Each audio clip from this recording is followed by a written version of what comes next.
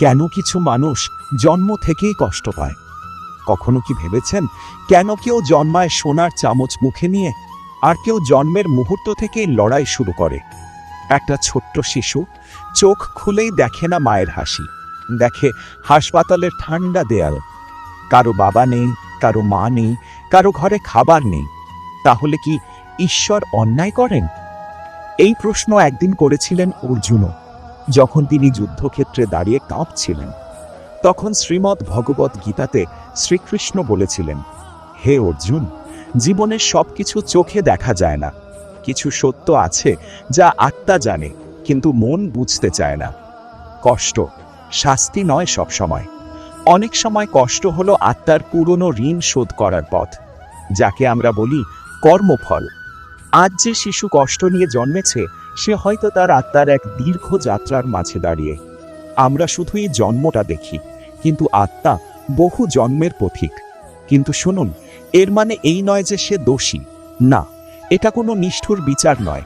এটা আত্মাকে শক্ত করার এক রহস্যময় প্রক্রিয়া। লোহার টুকরো আগুনে পুড়ে তবেই তলোয়ার হয়, সোনাকে আগুনে গলাতে হয় তবেই অলংকার হয়।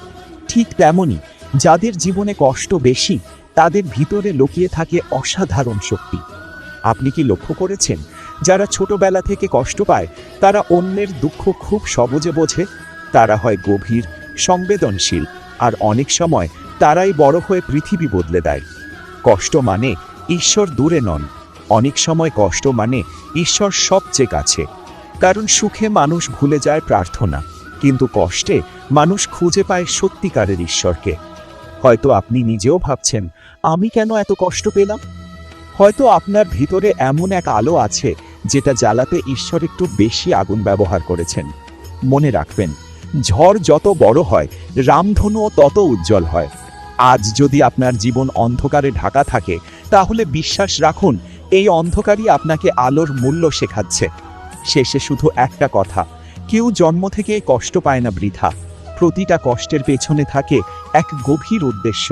হয়তো সেই উদ্দেশ্য আপনি আজ বুঝবেন না, কিন্তু একদিন ফিরে তাকিয়ে বলবেন, এই কষ্টগুলোই আমাকে আমি বানিয়েছে।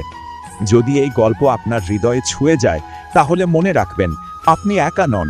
আপনার কষ্টের মধ্যেও লুকিয়ে আছে এক মহৎ ভবিষ্যৎ। রাধে রাধে।